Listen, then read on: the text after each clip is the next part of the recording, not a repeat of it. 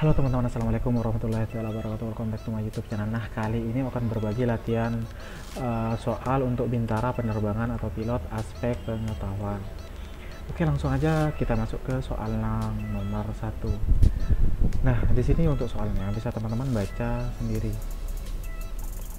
Di sini dalam task card kita sebagai mekanik diperintahkan untuk melakukan inspeksi instrumen pesawat terbang. Kualifikasi minimal kita untuk melaksanakan tugas tersebut adalah jawabannya adalah E, yaitu lulus dari AMTO dan mendapat lisensi C2. Untuk penjelasannya bisa teman-teman baca sendiri di sini. Oke, untuk soal nomor 2, ketika dalam pekerjaan perawatan pesawat terbang, kita menemukan masalah hidrolik sistem pesawat terbang, yakni hidrolik pressure indicator menunjukkan tekanan di bawah normal operating rate. Setelah dilaksanakan pengecekan sesuai dengan manual, tekanan sebelum pressure regulator di bawah dari nilai yang seharusnya, namun output pada power pump normal. Progres yang mungkin terjadi menurut kejadian di atas adalah jawabannya adalah D. Jawabannya adalah C, yaitu terjadi clogging pada pump filter. Oke, next. Selanjutnya soal nomor 3, sebuah perangkat yang digunakan atau dimasukkan untuk digunakan dalam penerbangan. Definisi dari yaitu C, aircraft. Terus soal nomor 4, digerakkan mesin sayap yang lebih berat dari udara dalam penerbangannya ditahan oleh reaksi dinamis dari udara yang berlawanan arah dengan sayapnya adalah definisi dari yaitu A, fixed wing. Oke, soal nomor 5, short take off and landing adalah A, pesawat dapat take off dan landing pada landasan yang pendek. Nomor 6, manakah yang termasuk dalam larger than aircraft? Itu jawabannya adalah D, A, B, dan C itu benar. Persib, free balloon, captive balloon. Oke, soal nomor 7, manakah yang termasuk dalam heavier than aircraft? Itu jawabannya adalah D, A, B, dan C itu benar. Rocket, fixed wing, dan ordinate. Jawabannya adalah D, A, B, dan C benar. Itu rocket, fixed wing, ornithopter. Terus untuk soal nomor 8, salah satu sistem dalam pesawat terbang untuk mengendalikan pesawat selama terbang merupakan pengertian dari yaitu B, flight control. Oke, soal nomor 9, primary flight control meliputi yaitu jawabannya adalah A, aileron, elevator, dan rudder. Terus soal nomor 10, secondary flight control kemudian yang kedua meliputi yaitu E, bermacam-macam tab. Oke, soal nomor 11, salah satu contoh bagian-bagian dari auxiliary flight control kemudian dibantu adalah yaitu jawabannya adalah D, speed brake. Nomor 12, pengalihan udara ini menghasilkan kekuatan tidak seimbang untuk memutar pesawat sekitar sumbu-sumbu yang terhubung pada primary flight control adalah jawabannya adalah C, longitudinal axis, lateral axis, vertical axis. Oke, soal nomor 13, untuk gerak pesawat miring kita dan miring kanan. Oke, soal nomor 13, untuk gerak pesawat miring kiri dan miring kanan terhadap sumbu longitudinal axis merupakan fungsi dari B, yaitu aileron. Terus 14, digunakan untuk mengontrol stabilitas memanjang. Longitudinal stability merupakan fungsi dari yaitu C, elevator. Oke, soal nomor 15, untuk mengontrol arah pesawat, directional stability gerakan berputar pada sumbu vertikal merupakan fungsi dari A, rudder. Terus 16, gerakan mengganggu atau gerakan ke atas dan ke bawah dari nose pesawat bergerak pada sumbu lateral pesawat adalah fungsi dari yaitu D, pitching. Soal nomor 17, gerakan berguling dari pesawat, rolling bergerak pada sumbu longitudinal pesawat, fungsi dari yaitu D, rolling. Terus nomor 18, gerakan menggelegar atau nose pesawat bergerak ke kiri dan ke kanan, bergerak pada sumbu vertikal pesawat merupakan fungsi dari yaitu E, yawing. Nomor 19, untuk tekanan yang harus dikeluarkan saat memposisikan sudut tanjak atau tuki, ini merupakan fungsi dari yaitu C, tab.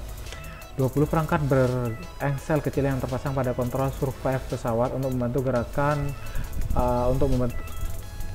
Oke, soal nomor 20, perangkat berengsel kecil yang terpasang pada kontrol survive pesawat untuk membantu pergerakan kontrol survive ini merupakan pengertian dari yaitu B, servo tab. Oke, soal nomor 21, boundary layer adalah jawabannya adalah D. Oke, soal nomor 22, steady flow itu jawabannya adalah A. Oke, soal nomor 23, hambatan bentuk adalah yaitu C, hambatan udara yang mengalir yang ditimbulkan oleh benda yang dilaluinya.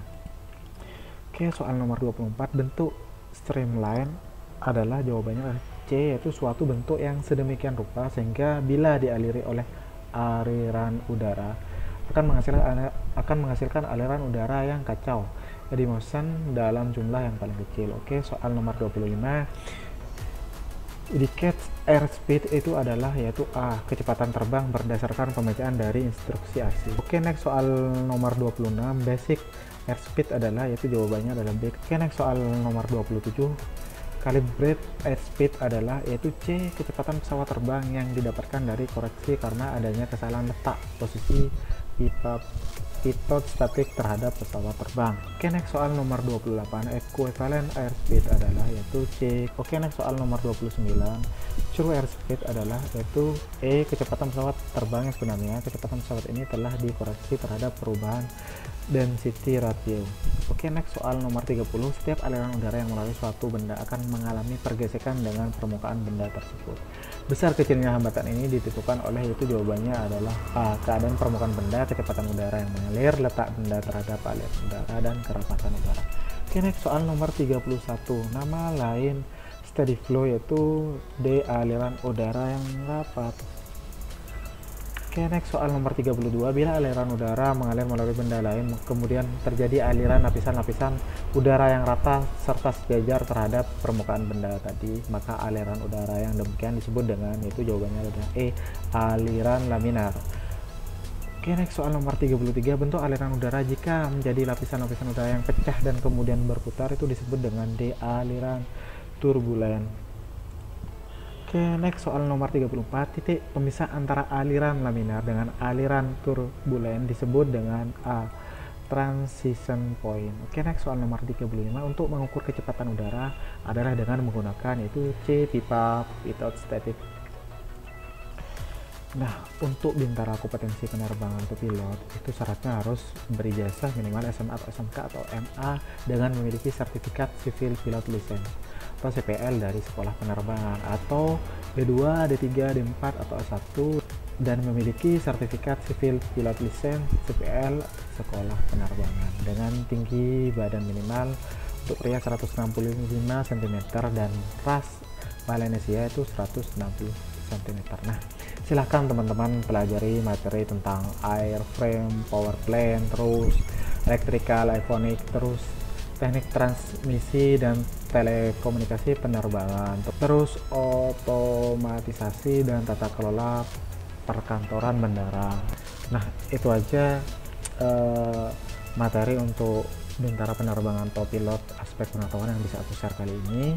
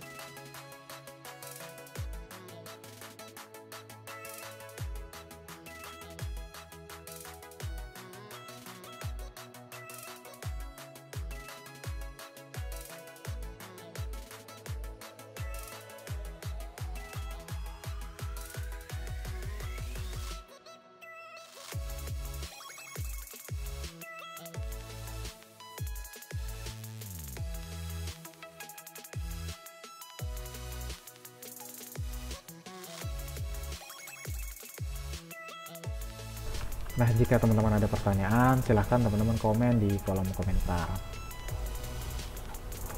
Oke, jangan lupa untuk like and share video ini sebanyak-banyaknya dan terus dukung channel ini dengan cara klik subscribe dan aktifkan loncengnya.